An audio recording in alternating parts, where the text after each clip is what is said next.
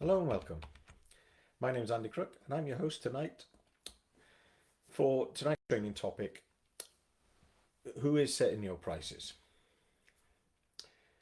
Every week I try to go live on a training subject on one of the 5 business pillars as I see them. This week we're in the finance pillar and we're talking about setting prices, and in particular we're talking about using the RRP. Now, most garages in the United Kingdom operate under a peculiar parts pricing model that has probably for too long gone unchallenged. While most sectors enjoy the freedom to set their own pricing strategies, some garages find themselves constrained by a system that effectively caps their margins because they use the recommended retail price, or RRP.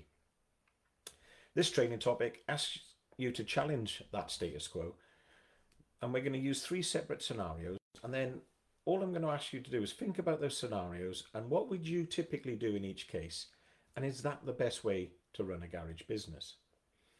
Before we go any further, I ought to point out that the Consumer Right Act of 2015 gives the customer the legal right to only pay a reasonable price. But what is a reasonable price and who decides? Is it market forces, the customer, your local motor factor, or is it the OEM part supplier? In my opinion, it's you, the garage owner, that should decide what is a reasonable price.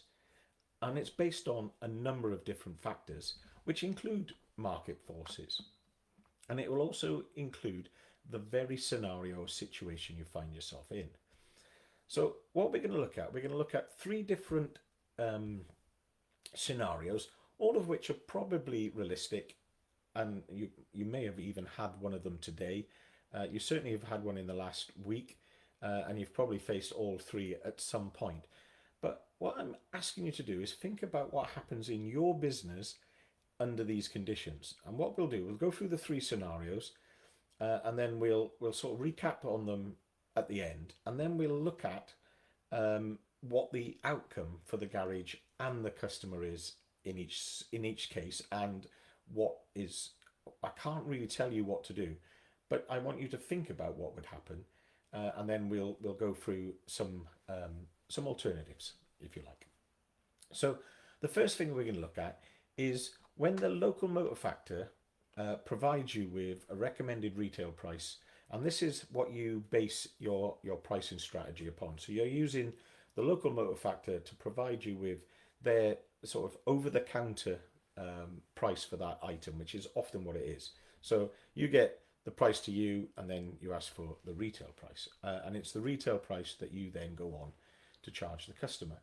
So you need to order a part that is available in the aftermarket. It's from the same tier 1 manufacturer as the OEM item, so it's a high quality piece of kit. It's effectively the same thing in a different box, and it's available on the shelf, and it can be delivered to you up to 3 times a day. And as long as you order before 2 o'clock, you can have it the same day.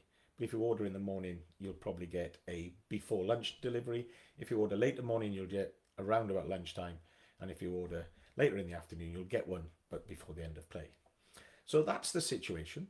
The recommended retail price is £86.50 plus VAT, and you pay your local motor factor £65.04 plus VAT for the item. Now, that is situation number 1, or scenario number 1. The next scenario is what I'm calling the minimum discount pricing strategy from the OEM. So you're going to buy this product from the original equipment manufacturer's parts supplier. So you need to order a part that is only available direct from the OEM. It will be available on the shelf, and it can be delivered to you before 4 p.m. The recommended retail price is £100 plus VAT, and you will pay £90.91 plus VAT for the item. So that's situation number 2. And then scenario number 3 is when you have to order the part from the manufacturer, however, there is no discount. So you need to order the same part that is only available direct from the OEM. It's not available, so it's an overnight VOR item to be with you tomorrow before 4 p.m. but you must pay the full amount now. Otherwise, it'll be 3 to 5 working days for the part to arrive. The RRP is £100 plus VAT. You pay £100 plus VAT now in order to order the item to get it next day. And that is the situation. So they're the same situation. That's the same part, 3 different scenarios. Okay. So there are a number of things to add up when you think about what are you going to charge your customer in each scenario. So the first one to think about is the quality of the item, and we're discarding that from the conversation to begin with, because this is exactly the same thing. It's just in a different box. So if you imagine you were ordering a wheel bearing, this is from a tier 1 OEM manufacturer. The same person who supplies the OEM is going to come in a different box, but it's exactly the same item. And the RRP in this case is £86.50, and you're going to pay £65.04, both plus VAT. The beauty here is not only is it on the shelf, it can be delivered to you up to 3 times a day. So in this situation, what would you charge the customer? Would you charge the customer the £86.50 plus VAT, that is the RRP as suggested by your local motor factor, or do you have another way of working out what you're going to charge the customer? The next one, it's exactly the same part as I've said, but it's available. However, they only deliver once a day, and it'll be delivered before 4 p.m. So their van that goes out in your direction will get it there before 4 p.m. Now, you don't know exactly when, but it'll be before 4 o'clock. And if you imagine this is a wheel bearing, you're probably not going to get the job done in time for the close of play. So the job's going to roll over to the next day. And the recommended retail price is £100 plus VAT, and you're going to pay £90.91 plus VAT. So in this situation, what would you now charge the customer? So it's less convenient to you. You may or may feel, I could strip it down and maybe I could get it done today. But what if the wrong part arrives? What if you run into some difficulties and you've now blocked up a ramp, etc., etc.? So you've got to weigh that up, I think, into your pricing strategy. And the third scenario, same part, it's not available. You're going to have to VOR it. It will be with you in 24 hours, so tomorrow by 4 o'clock, not today by 4 o'clock. Otherwise, you're going to have to wait 3 to 5 working days. But you will pay less. You will pay £90.91. And you have to pay £100, which is the retail recommended retail price plus VAT. And you have to pay it there and then in order for them to order the part. Now, what in this case would you charge the customer? So, same thing, same part, 3 different prices to you. How are you going to charge the customer? How would you currently charge the customer? And that's what I want you to think about. And you've probably been in this situation. And if you already have a different model for dealing with pricing, how would you deal with this situation or these 3 different scenarios? Think about that, because in each of these scenarios, it will result in a different profit margin for the garage if you use the RRP for the basis using the RRP pricing model. The same part, albeit in a different box, will cost 3 different amounts to the garage and result in 2 different prices to the customer if you use the RRP pricing model. Now, an alternative to using the RRP is a minimum margin model. And if you use a minimum margin model, which is basically what we're saying is, no matter what the price of the part to us is, we will always make at least a minimum margin. Now, if you want to know the difference between margin and markup, there's a training topic on that, and you can go and look it up. But basically, what we're making, or what we're aiming for in this case, is a margin of 33%, which is about typical. And that would result in a price in this case. So in the first scenario, from the factors, the RRP is £86.50. If we use a minimum margin model, i.e. we're going to never charge less than 33% more than we paid, in terms of margin, it's £97.56. And from the OEM, the RRP is £100, and now the customer would be paying 136.37. And if it was a VOR part and we paid £100 for it, the customer would be paying £150 for that same part, all plus VAT. So you can now see that the same part, although it's going to cost us three different amounts, it's also going to cost the customer three different amounts. And the question really is at this point is £150 plus VAT, £180, a reasonable price?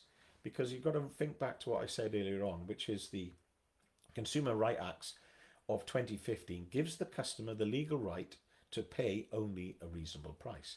Now, I don't know what is a reasonable price, but I do know this.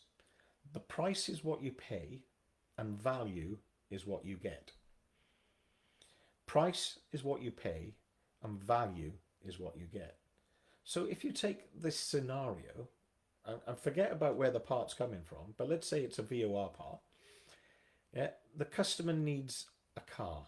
He can't be without his car for reasons that you don't want to get involved with, but let's say he has to get back and forth to work. And the cost of hiring a replacement vehicle was £50 a day. So in the case of the VOR part, that's £150 in car hire charges. He needs a car today while the car's in the garage. He needs a car tomorrow while the part's being delivered. And he needs a car for the next day while you fit the part and then he comes to collect it. But let's say you provide a loan car and you charge them £10 a day to cover your admin costs and insurance, and you can get them back on the road in those 3 days. I reckon £150 is now an absolute bargain. And let's say you're using the aftermarket tier 1 OEM part, even if you charge them twice what you paid for it, bear in mind you've paid 65 quid and 4p for it. If you charge them twice as much as that, £130, but you could get that part to them. They were only off the road for a day. They've hired a car for a day. You fixed it and put it back on the road. Charging them twice what you paid for it would be great value. So it's difficult, isn't it? Because when you look at RRP, who is deciding what price you should charge for what part? And this is the problem. And we're sort of forced into feeling that it's down to the customer really to decide what is a fair price. But I don't think it is, because price is what you pay and value is what you get. If you can provide greater value for the price, i.e. you can get them back on the road the same day and save them the higher charges, does it matter what you charge for the part? Or if you could lend them a loan car at a much lower cost than the cost of a hire car, could you still charge them more than what they could get the part for themselves? And remember, we're not comparing ourselves, the garage price, to what the customer could buy it for, which is a big trap to fall into it. But even if the customers compare your price with the price the dealer charged, because even if you charge more for the part, you would probably be cheaper for the overall job because your labour rate is probably less than the local main dealer. Because the overall price would be less, even if the price for the part was more.